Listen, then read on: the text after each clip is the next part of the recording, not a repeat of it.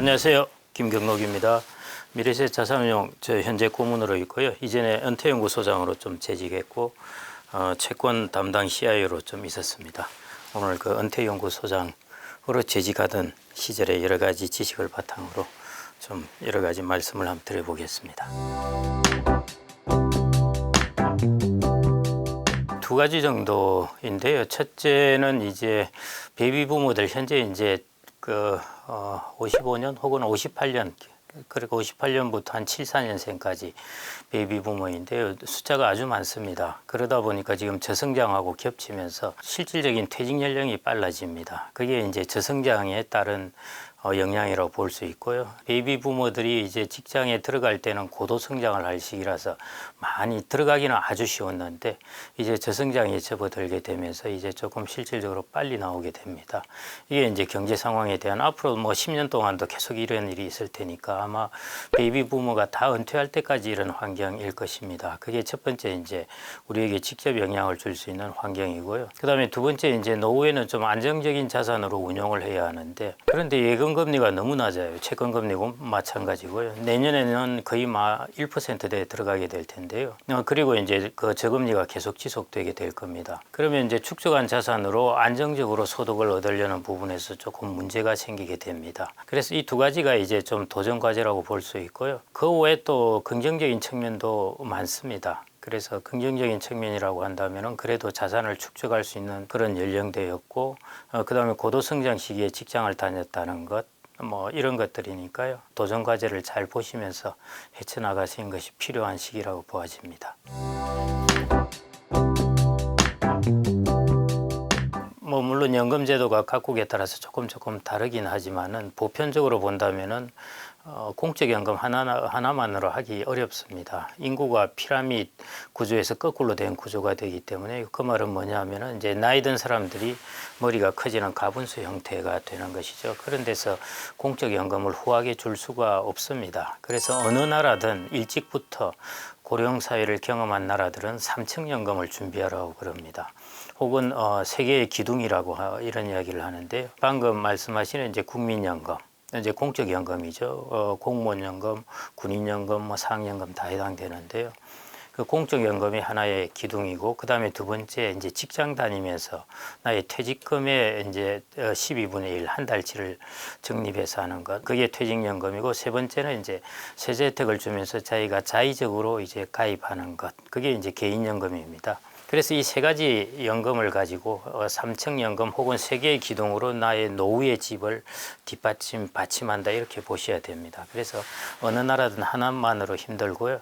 그다음에 우리나라는 이제 주택연금에서 주택금융공사가 조금 공적 기관이 주택연금을 지급하고 있습니다. 그래서 제가 이제 우리나라의 경우에 하우스 리치 캐시프로라고 그러거든요. 나이가 들어서 집은 많고 현금은 적다 이런 이야기입니다. 그래서 우리나라에 하나 더 덧붙일 수 있는 기둥이 있다면 이제 저는 주택연금이라고 보아집니다. 그것도 국가기관에서 하는 거니까 공적연금이라고 볼 수 있으니까요. 그래서 그리고 세계적인 추세도 여기 주택연금을 조금씩 집어넣기도 합니다. 영모기지라고 그러는데요. 그래서 지금까지는 국민연금, 그 다음에 퇴직연금, 개인연금 세 개의 기둥인데 앞으로 이제 수명이 길어지면서 기둥이 하나 정도 더 필요하게 되는데요. 그게 주택연금이라고 보시면 되겠습니다. 그래서 그 네 개의 기둥으로 이렇게 노후의 집을 받쳐놓는 것, 그게 필요할 것 같습니다. 평균적으로 지금 가장 많이 받는 연령층이 72세라는 것이고요. 그런데 너무 일찍 받는 것보다 가급적 천천히 받는 것이 좋습니다.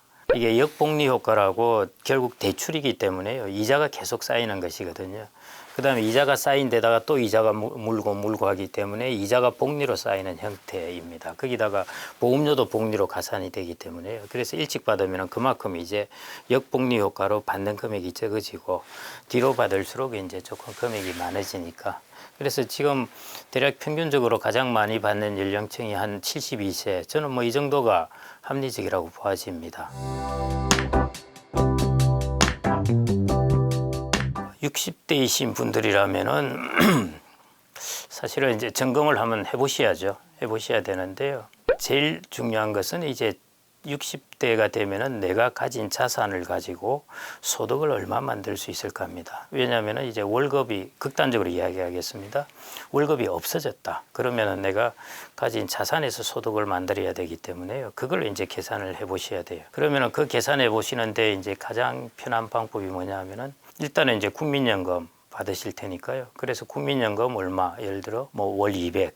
이제 한 소득이 하나 마련되죠. 그 다음에 자기가 가진 자산을 가지고 나누기 300에서 400을 하면은 월 평생 만들 수 있는 소득입니다. 그래서 내가 10억을 가졌다 하면은 대략 월 한 300 정도를 만들 수 있다는 것이거든요. 그래서 10억 자산이고 국민연금 200을 가지고 있다면은 내가 평생 500 정도를 만들 수 있겠구나 하는 거, 그걸 이제 한번 체크해 보시고요. 그 다음에 이제 그 소득이 좀 부족하다 그러면은 거기 주택을 집어넣으시는 겁니다. 그래서 주택으로 받을 수 있는 소득이 연금이 얼마인가. 이걸 가지고 이제 노후에 자기의 최소 생활비나 적정한 생활비를 한번 체크를 해 보시면 돼요.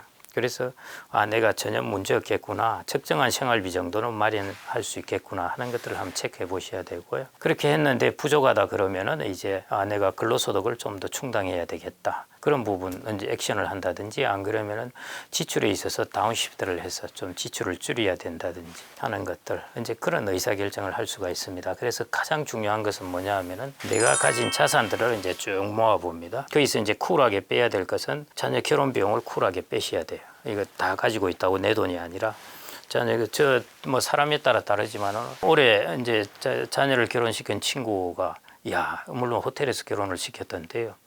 생각보다 많이 들어 하더만은 한 2, 3억 든다 뭐 이렇게 이야기를 하는 겁니다. 그것도 뭐 집을 전적으로 도와준 것도 아니고 약간만 보태준 건데도요. 그러니까 이제 그걸 뭐 호텔에 사고 했으니까 그렇겠죠. 여하튼 거의 곱하기 2가 돼 보십시오. 그래서 이제 향후에 일어날 고정비용 중에 하나가 자녀의 결혼 비용입니다. 그런 비용을 빼고 난 것이 이제 자기한테 남은 돈이니까요. 그 돈을 가지고 내가 소득을 얼마 만들어낼 수 있느냐. 거기다 플러스 국민연금. 그걸 딱 처음 계산해 보시고 충분히 넉넉하네 하면은 집도 넣으시고요. 뭐 예를 들어 집 빼고 했는데 부족하다 하면은 집을 넣으시면 돼요. 그러면은 다음에 내가 주택연금을 받아서 하면 되겠다 플랜을 짜시면 되니까요. 그게 이제 제일 중요합니다. 그 다음에 이제 나머지 자금이 있으면은 그 자금 중에서 이제 여유 자금이나 이런 것들을 나누셔야죠. 그 다음에 투자할 수 있는 자금 이렇게 나누셔 가지고 이제 자산 관리를 시작하시는 겁니다. 경제적인 면에서 체크해야 될 제일 중요한 부분이 아닌가 생각됩니다. 그건 뭐 당연히 연금이고요. 바둑 격언에도 아생연후 살타라는 말이 있는데요. 내 바둑돌이 살고 나서 다른 상대방의 바둑돌을 잡으러 가야 된다는 것인데, 여기서 아생에 해당되는 노후의 부분은 필요한 생활비는 적어도 확실한 소득으로 준비를 해놓아야 된다는 것입니다. 그래서 연금을 통해서 내가 생존에 필요한 소득은 확실히 마련해 놓는 것, 일단 그것은 우선적으로 해놓고요. 그 다음에 나머지를 가지고 우리가 다양하게 분산 투자를 한다든지 하는 것이 필요할 것 같고요. 그래서 어느 나라나 마찬가지로 우리나라는 사실은 노후 생활비에서 연금이 차지하는 비중이 적은 편입니다.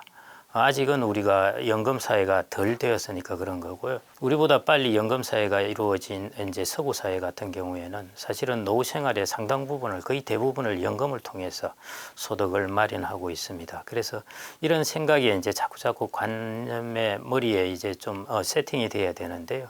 내가 노후에 연금을 통해서 소득을 얼마를 마련할까 하는 것이 젊을 때부터도 대략적인 그런 플랜으로 이제 살펴보셔야 된다는 것입니다. 그래서 뭐니 해도 노후에 가장 필요한 것 하나로 꼽는다면은 연금이라고 할 수가 있겠습니다.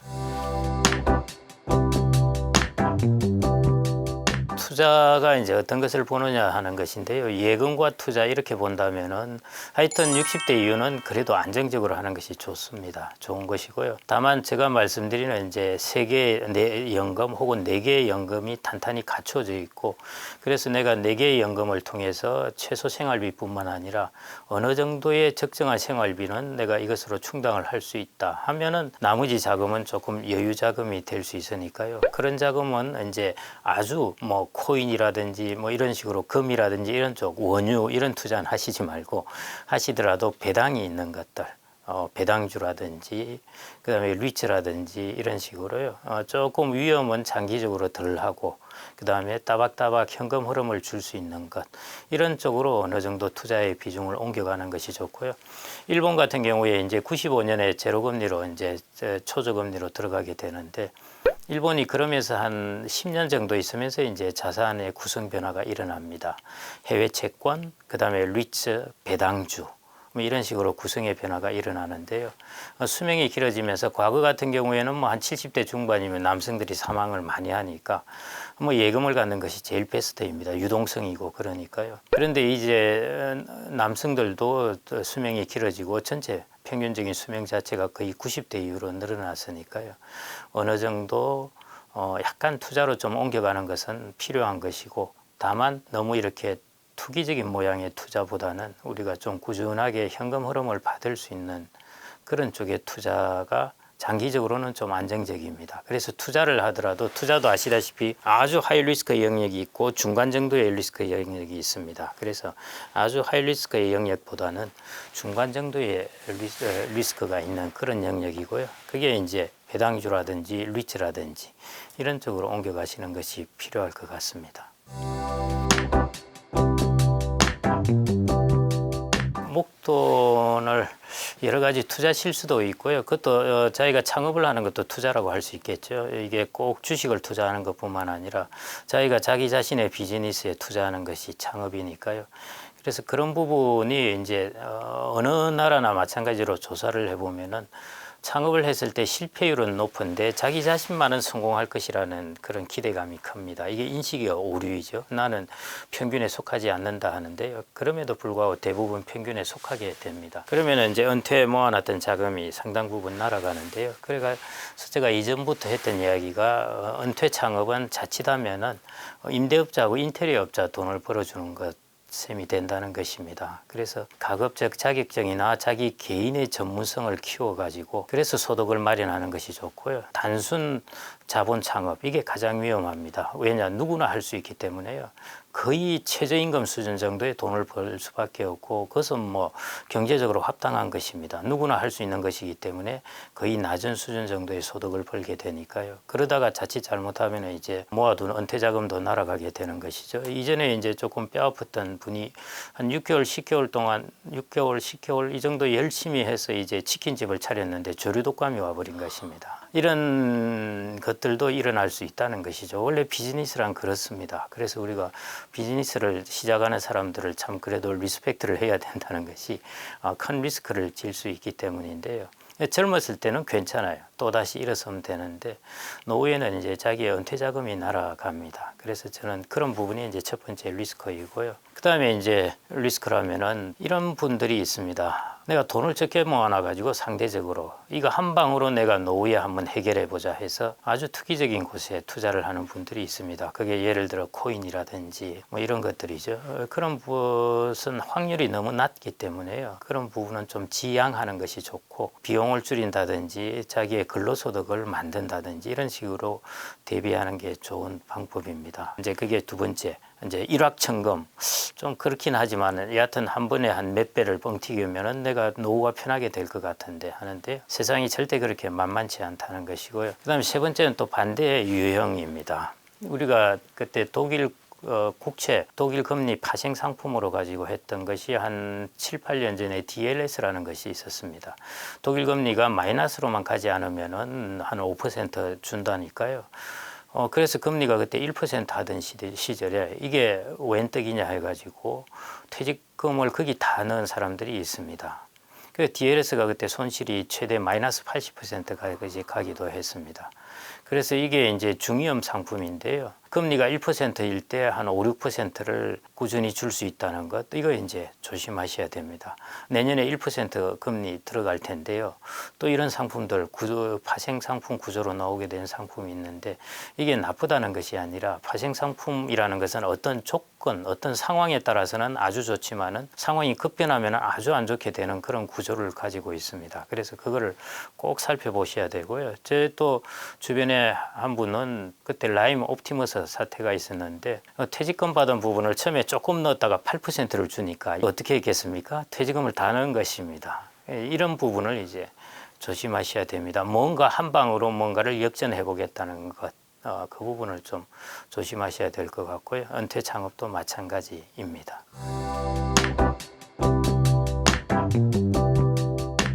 제가 이게 가정 살림을 잘 안 해봐서 모르긴 합니다만은 여러분들의 머리에 넣어야 될 개념 중에 하나가 이제 다운시프트라는 게 있습니다. 이게 뭐냐면은 요즘은 이제 오토매틱이라서 잘 그렇게 안 돼 있는데요. 이전에 이제 수동 매뉴얼로 된 차에서는 이제 기어를 4단에서 3단, 2단, 1단으로 낮추는 것을 이제 다운시프트라고 그러는데, 일단 여러분들이 은퇴하기 전에 가지고 있던 생활 습관에 비해서 약간 그 지출을 자꾸 조금씩 이렇게 줄여나가는 그런 다운시프트가 좀 필요합니다. 그래서 이제 여러분들이 제일 살펴보셔야 될 것은, 의외로 내가 무슨 먹을 것을 좀 줄인다? 그거 크게 못 줄여요, 사실은. 비용 부분에서 제일 크게 외곽부터 큼직한 걸 한번 살펴보십시오. 그게 첫 번째가 집입니다. 집은 내가 비용을 안 들이니까 기회비용을 생각을 안 하는 것인데요.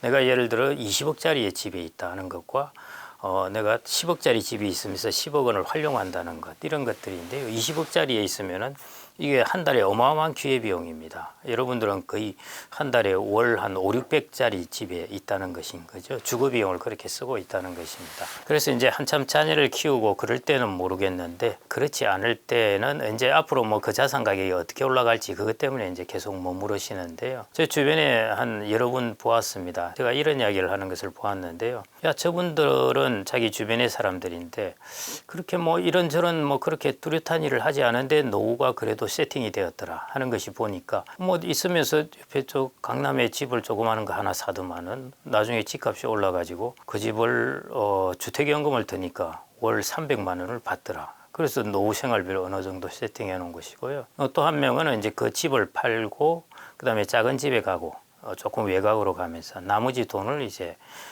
금융자산에 넣어서 이제 생활비를 마련하는 것이죠. 이게 이제 주택을 어떻게 활용하느냐 하는 것입니다. 그래서 제일 중요한 것은 이제 주택의 활용입니다. 내가 이게 비용을 지출하지 않으니까 똑같다고 생각을 하는데요. 여러분들이 기회비용이라는 게 있는 것이죠. 내가 이걸 아니고 다른 곳에 있었을 때는 비용이 어떻게 될까 하는 것이 기회비용입니다. 그래서 주택이 이제 가장 첫 번째 큰 부분이라고 볼 수 있고요. 그러면 여러분들이 고정적으로 의외로 많이 들어가는 것이 또 자동차입니다. 자동차에 요즘 자동차 값도 꽤 비싼데요. 보험료, 세금 등등 해서 하면은 한 달에 꽤 됩니다. 그렇게 자주 돌아다니지 않는다면은 자동차에 대한 비용을 언제 줄이는 부분, 그 다음에 이제 혹시 젊을 때 무슨 일이 있을까 싶어서 보험을 여기저기 막 들어놓은 게 있을 겁니다. 그런 이제 보험을 여전히 쓸데없이 좀 들고 있다면, 예를 들어 종신 생명보험이라고 그러죠. 생명보험은 나이가 60대에서는 이제 별 필요 없습니다. 내가 한 나이가 30대 이럴 때는 내가 사망하면은 자녀나 안 그러면 나의 가족들이 생활비에 어려움을 겪으니까 생명보험을 들죠. 이제 60 같으면 다 축적해 놨기 때문에 필요 없는 것이고요. 그래서 보험이 이제 과다하게 계속 들어가고 있는 게 없는지 이런 것들 좀 체크하셔야 되고요. 중복되는 보험료 뭐 이런 것들이 아마 주택에 큼직하게 좀 살펴보셔야 될 부분이고, 그다음에 이제 사소하게는 생활비나 이런 것들, 이런 부분들은 이제 아까 다운시프트라고 한 것처럼 그렇게 해나가시는 것이 필요하지 않을까 싶고요. 오히려 제일 어떻게 보면 현명한 사람들은 제일, 우리가 이전부터 이제 회사에서도 마찬가지고 비용을 줄이라 하면은 어떤 사람은 괜히 쓸데없는 작은 곳에 열심히 줄여봐야 줄여들지를 않아요. 가장 이제 크게 우리가 효과를 볼 수 있는 부분, 거기에 대한 의사결정이 제일 중요하다는 것입니다. 물론 어렵죠. 지금 내가 살고 있는 집을 내가 팔고 외곽에 나갔더만은 2배로 올랐다더라. 이런 사람은 정말 미쳐버립니다. 그래서 이런 상황에 의사결정이 어렵긴 하지만요. 이제 우리나라도 점차 저성장 시기에 접어드니까 어느 시점에 가서는 조금 결단을 해야 될 때가 있습니다. 자린고비하면 여러분들 저런 사람들이 대체 있을까 생각하실 거예요. 뭔 어리석게도 굴비를 매달아 놓고 간장만 먹고 있단 말인가 하는데요. 똑같습니다. 여러분들이 주택을 그냥 가만 놓아두고 엄청나게 내핍 생활을 한다는 것은 자린고비하고 비슷합니다. 그 다음에 이제 하나 더 있습니다. 우리나라 같은 경우에 외국하고 좀 달라가지고요. 이제 성인 자녀에 대한 비용 지출 부분이 있습니다. 이 비용 지출을 내가 어떻게 할 것인지 하는 부분. 그러니까 일단은 여러분들의 노후 생활비를 세팅하는 것이 우선입니다. 그리고 나서 이제 남은 게 있으면 모르겠는데요. 사전적으로 뭐 결혼 비용이라든지 등등 해서 여기에 이제 지출이 커지게 되면은 나중에 이게 되돌릴 수가 없습니다. 그래서 그런 부분에 이제 비용 관리가 중요하지 않을까 그렇게 생각되고요. 나머지 생활비는 소소하고 그리고 우리나라 사람들이 그렇게 과소비하는 스타일도 아니기 때문에요. 저는 이 부분이 제일 크지 않나 그렇게 생각됩니다.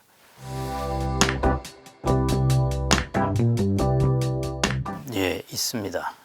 제가 얼마 전에 칼럼을 쓰면서 그 책을 읽었는데요. 그 책에 아마 그 양반이 이야기한 것을 제가 다 외우지를 못해서 제가 오늘 카피를 해가 가져왔습니다. 오히려 이게 여러분들 잘 아시는 하여튼 불안 뭐 이런 책을 쓴 알랭 드 보통이라는 프랑스 철학자가 있습니다. 이 사람이 일의 기쁨과 슬픔이라는 책도 써놨는데요. 그 책도 제가 재미있게 읽었는데 저도 일자리에 일을 함으로써 갖는 비경제적 효과 뭐 이런 고상한 말을 쓰면서 열심히 이야기를 했는데 역시 글 쓰는 사람은 글 쓰는 사람입니다. 이렇게 잘 표현을 할 수가 없는데요. 정말 제가 한번 읽어드리겠습니다. 일의 장점에 대해서요. 첫 번째, 정신을 팔게 해준다. 정말 맞지 않습니까? 그 다음에 우리의 불안을 일을 통해 성취 가능한 몇 가지 목표로 집중시켜준다. 정말 전 철학자나 문학자가 대단한 거죠. 그 다음에 세 번째입니다. 우리에게 뭔가를 정복했다는 느낌을 준다. 예. 그 다음에 마지막이 멋있습니다. 품이 있는 피로를 안겨준다. 우와. 이게 저는 그래서 정말 아무나 이게 글을 쓰는 게 아니구나.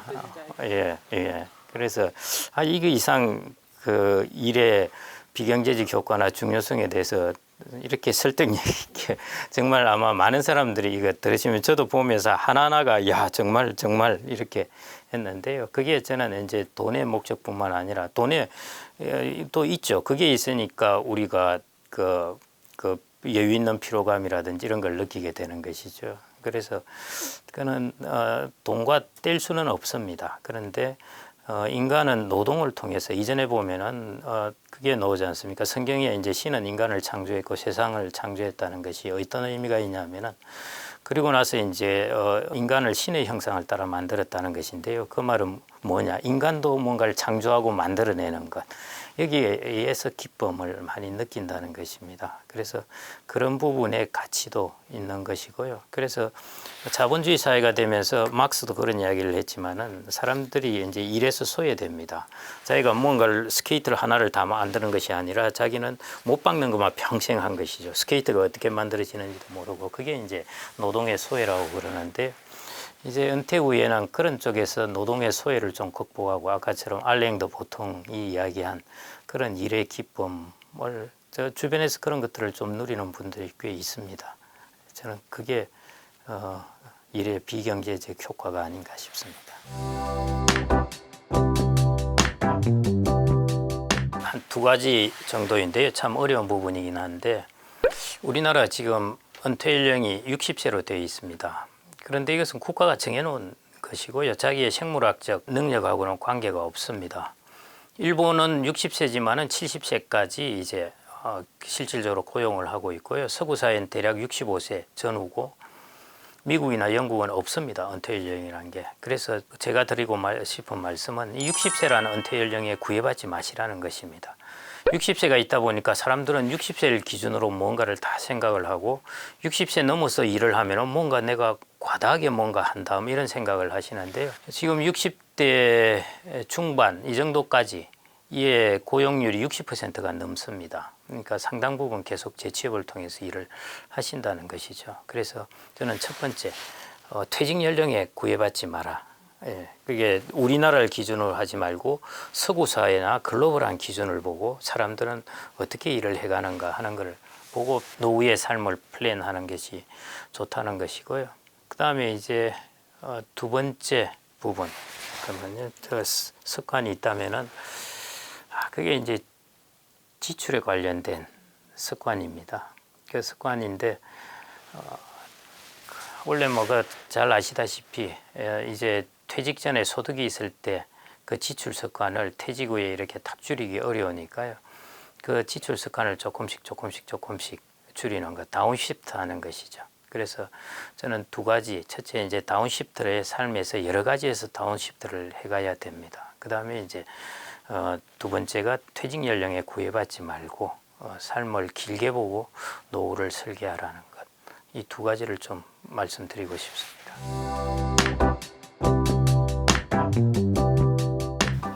방법은 하나뿐입니다.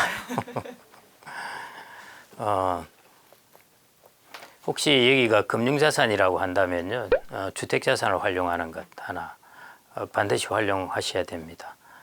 그 다음에 이제 두 번째가 결국은 이제 자기가 가진 인적 자산이라는 것인데요. 이제 재취업을 통해서 일하는 기간을 조금 길게 하는 것입니다. 저는 이제 앞으로 장수 사회가 왔기 때문에 대략 최소 이제는 65세, 그 다음에 한 70세 정도까지는 해야 되지 않나 그렇게 생각을 하는데요. 제 친구 중에 주택관리사대에서 이제 아파트 관리소장 수습한다는 친구는 뭐 대략 지금 보니까 뭐 한 75세, 길면은 더 한다 이렇게 생각을 하고요. 또 이제 건물을 관리하는 친구도 있습니다. 그 친구는 처음에는 제가 한 4, 5년 전에 그걸 시작했는데요. 한 65세 정도 되면은 아유 이제 그만한다는 생각을 해야지 했는데 최근에 만나보니까 한 70세 정도까지는 해도 되겠다는데요. 또 한 5년 있으면 또 75세 이야기할지도 모르겠습니다. 네, 그래서 이제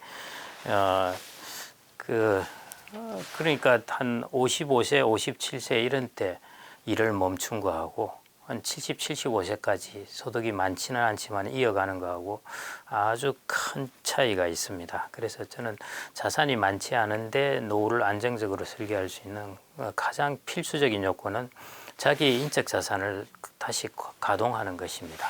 제 방금 예를 들어 친구들은 이전에 직장에 있었던 전문성하고는 관계없습니다. 물론 그 경험이 연결은 되겠죠. 그렇지만 직접적인 관련성은 전혀 없는데 자격증이라든지 이런 걸 통해서 이제 그리로 이동하게 된 것이니까요. 얼마든지 내가 이 부분에 내가 어떤 자격으로 하는데요. 저 보면은 제가 최근에 만나본 사람들로서는 이제 안전관리사 자격증을 공부해서 그런 쪽에 일을 한다든지 이런 분들도 꽤 있거든요. 그래서 자기의 인적 자산을 다시 가동하는 것입니다. 그 다음에 이제 주택 자산.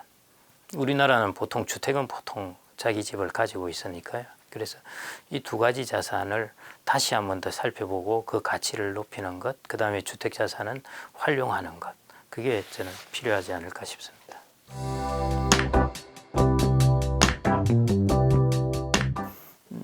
이제 좋아하는 일을 해야 되는 것이고요. 아마 그 스머셋 모험이 쓴 소설 중에 달과 6펜스라는 소설이 있습니다. 그게 왜 달과 6펜스라고 했느냐 보면요. 달도 이제 동그랗습니다. 동그랗고 그다음에 6펜스라는 것은 1펜스 6개가 아니라 우리나라 500원짜리 동전입니다. 그래서 두 개다가 동그랗게 비슷한데 이게 그 폴 고갱의 이야기입니다. 폴 고갱이 이제 젊어서는 증권 브로커를 하다가 40대에 이제 파리에 가서 그림을 그리고 그다음에 노후에는 타이티즘으로 가서 마지막 노년을 보내게 됩니다. 그래서 이제 사람의 삶은 결국 인생의 초반에는 어떤 이렇게 6펜스의 삶을 가족을 영위한다든지 뭐 이런 식의 이제 경제적 영위를 위해서 이제 일을 하다가 이제 어느 정도 시간이 지나면은 달의 삶, 자기가 원하는 것, 자기가 실현하고 싶었던 것 이런 것들을 이제 한다는 것이죠. 그게 이제 스머셋 모험 그 달과 6펜스의 소설의 이제 내용인데요. 마찬가지 이제 노후 같은 경우에 여러분들이 현재 일을 통해서 경제적 자립, 여하튼 일은 어느 정도 돈 안 받는데 일을 하는 것은 그렇게 즐겁지는 않습니다. 어느 정도는 되지만요. 그래서 어느 정도의 소득을 받을 수 있으면서 그 다음에 이제 여유를 즐길 수 있는 그런 쪽을 두 개 다 달성할 수 있습니다. 젊었을 때는 고소득을 자리를 찾아가야 되지만은 나이 들어서는 그렇게 부담되지 않고 한 자리를 찾으면서 할 수 있기 때문에요. 제 주변에 이제 제 친구들도 젊을 때 하던 일하고는 완전히 다른 종류의 일을 하면서 자격증을 통해서 이제 그런 일을 하는데요. 뭐 이런 두 가지를 정서적 안정, 제 친구를 예를 든다면은 공무원을 하다가 나왔는데요. 이제 처음에는 감정평가사 공부를 하다가 너무 어려워가지고 이거 잘못하다 몇 년 만에 될지도 불확실하잖아요. 그래서 삶을 노후를 이거 하는데 보내는 건 좀 그렇다 해서 이제 주택관리사로 바꾸어서 바로 이제 1년 만에 합격을 했습니다. 그래서 지금 이제 관리소장으로 있는데 이 정서적 안정을 많이 이제 갖게 되었습니다. 그래서 요즘 뭐 만났을 때 여러 가지 이야기를 하던데요. 확실히 표정에서 저는 정서적 안정을 많이 느끼게 되었고, 그 친구는 공무원 연금도 꽤 받는데 거기에다가 이제 관리소장으로서의 월급이 더해지니까 노후의 소득을 걱정할 필요가 없습니다. 보통 한 75세 정도 나간다고 그러는데 이제 좀 건강하고 또 앞으로 장수사에서는 이제 더 오래 할 수도 있다는 것이니까요. 사람도 모자라고 할 테니까. 그리고 관리소장 같은 경우는 경력이 쌓일수록 이제 큰 단지로 가고 월급도 많아진다고 그러니까 그런 면에서 이제 경제적 자립 플러스 정서적 안정 이 두 가지가 다 취해진 것 같습니다.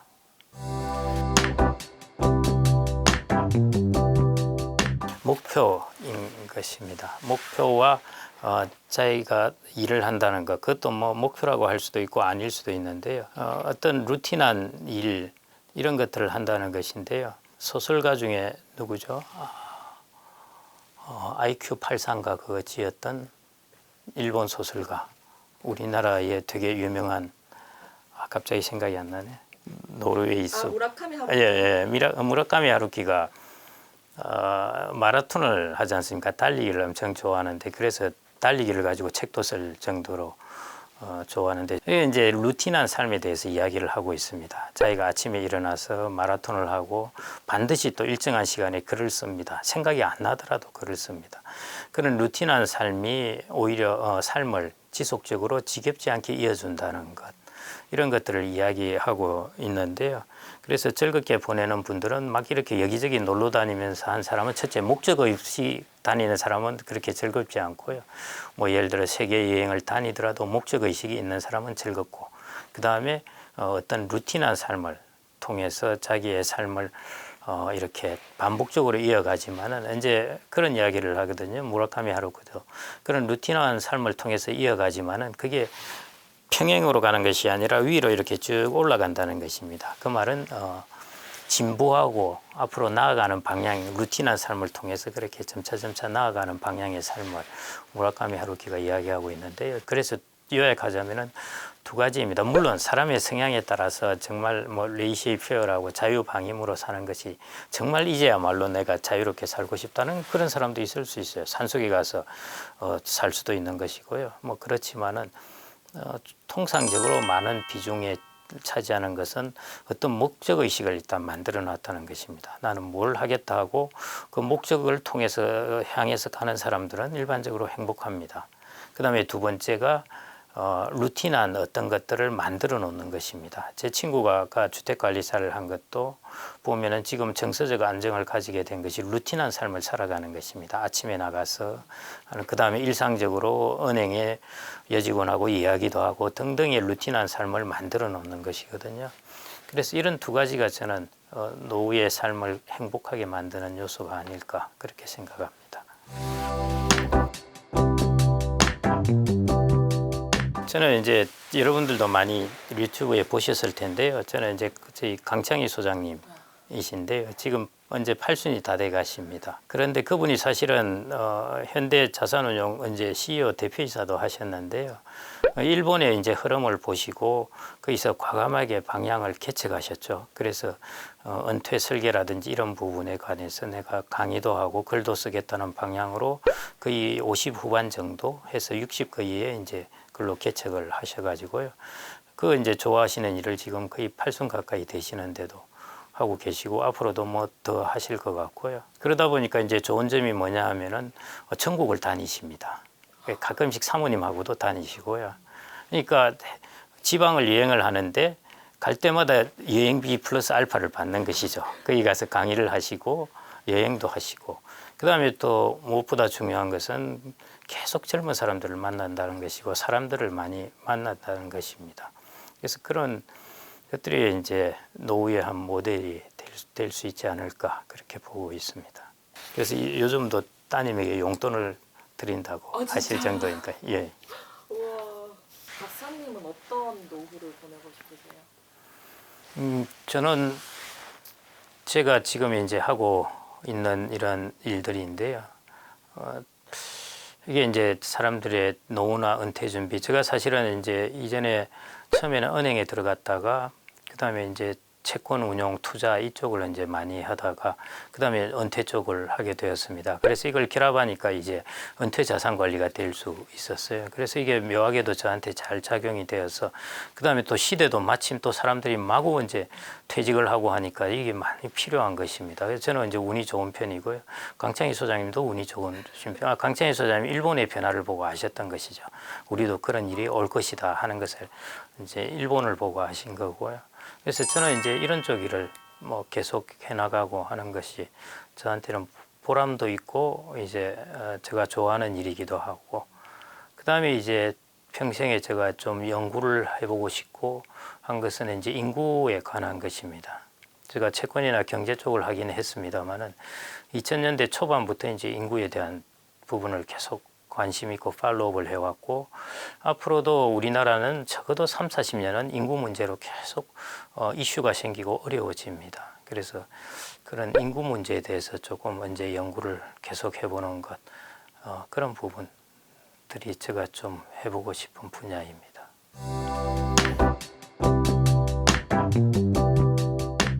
우리나라가 저는 이제 지금 60대를 60년생이라고 하면 이야기를 해보겠습니다. 그 다 비슷하니까요. 60년생이 보면은 태어날 때 1인당 GDP가 명목으로 79달러였습니다. 근데 지금 퇴직할 때 한 3만 5천 달러 정도에서 퇴직을 하거든요. 그러니까 베이비 부모들은 찢어지게 가난한 후진국에서 태어나서 고도 성장기를 거쳐서 이제 선진국에서 이제 퇴직을 하게 됩니다. 근데 이제 선진국에서 이제 퇴직을 하게 되기는 하는데 지금 퇴직하는 시점에서 상황은 녹록지는 못합니다. 조기 퇴직을 해야 되고 수명은 길어지고 이러는데요. 그게 이제 부정적인 측면이죠. 그렇지만은 과거에 우리 선배 세대들에 비해서는 우리나라는 이미 선진국으로 이제 세팅이 되어 있습니다. 그래서 복지가 훨씬 과거에 비해서는 어느 정도 국가가 복지를 해줄 수 있는 조금 여력이 있는 상황이고요. 그 다음에 지금 60년대생들은 1988년부터 국민연금이 도입되었기 때문에 거의 국민연금을 이제 풀로 받을 수 있는 그런 연령대입니다. 그래서 60년생, 61년 뭐 이런 사람들은 제 주변의 사람들을 보면은 대략 월 200을 받습니다. 국민연금으로요. 물가 연동되는 것이니까요. 훨씬 나아졌다는 것이죠. 그 다음에 집을 한 채씩 갖고 있기 때문에 그걸 주택연금으로 받으면은 월 300도 받습니다. 여차하면 이 사람들은 상당한 부분은 준비가 되어 있습니다. 물론 양극화는 되어 있지만요. 그래서 제가 이제 너무 첫째 두려워하시지 말라는 것. 주변에서 하도 이제 협박을 많이 하니까 노후에 큰일 났다 큰일 났다 뭐 어떻게 할 것이냐 하니까 진짜 큰일 난 것으로 많이 생각을 하는데요.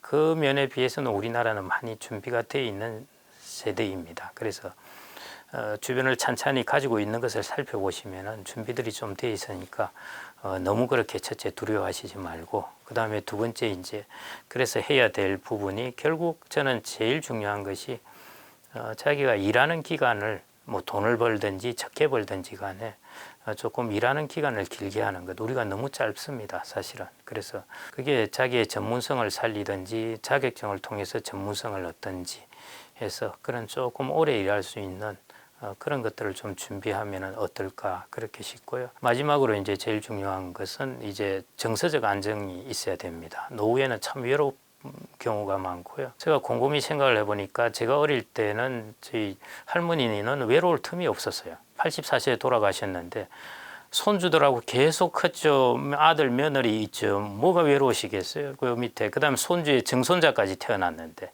근데 요즘은 안 그렇잖아요. 혼자 덩그러니 집에 있기 때문에요. 완전히 변했습니다. 노후 외로운 경우가 많습니다. 그래서 정서적인 안정을 취할 수 있는 관계망을 잘 만들어 놔야 됩니다. 친구라든지 이런 식으로요. 그래서 저는 너무 두려워하시지 말고 세 가지를 꼭 준비하시면 좋을 텐데요. 그게 돈, 일, 관계입니다. 이 세 가지를 준비하시고 돈은 내가 적정한 생활비는 마련할 수 있게끔 해놓는 것. 거기에다가 주택연금까지 포함해서 풀 가동하시고 그 다음에 일이라는 것을 아까 제가 알랭드 보통 이 일의 기쁨에 대해서 설명해 놓은 것처럼 그런 기쁨들을 줍니다. 그래서 그런 부분을 이렇게 좀 이어간다. 제가 이런 이야기를 할 때 야 평생 일만 하란 말인가 그런 이제 볼멘 소리를 하신 분들이 꽤 있는데요. 저는 이제 그런 쪽으로 돈을 벌기 위해서 또 아침 일찍 나가서 그렇게 하는 것이 아니라 이제 월급은 좀 줄어도 되니까요. 그래서 그런 쪽의 일을 좀 추구하는 것. 그 다음에 이제 정서적 안정을 위해서 부부의 관계, 그 다음에 주변 친구와의 관계, 그 다음에 사회의 공동체와의 관계 이런 것들을 좀 풍성하게 만들어 놓는 것입니다. 제가 좀 하는 이야기를 들은 것 중에 공통된 이야기가 직장에서의 관계가 다라고 생각을 했는데 이제 퇴직을 하면서 무슨 주택관리사 공부한다고 만나는 사람들 뭐 이렇게 만나보니까 사람들이 좋은 사람들이 너무 많더라는 것입니다. 그게 이제 사회적 관계를 만들어내는 것이거든요. 그게 이제 정서적 안정을 주게 됩니다. 그래서 저는 이게 너무 걱정하시지 말고 우리는 선진국에 들어서 있는 그런 상황이기 때문에 국가가 어느 정도의 최소한의 복지는 해줄 수 있는 상황이다. 여러분들의 건강보험을 해줄 수 있다는 것이 엄청난 복지인 것입니다. 사실은 그런 것들이 되어 있기 때문에요. 그래서 돈, 일, 관계 이 세 가지를 개인적으로 잘 준비해 놓으시면은 그러면은 이제 많이 장수로 인해서 얻어지는 시간을 좀 더 가치 있게 보내실 수 있지 않을까 그렇게 생각합니다.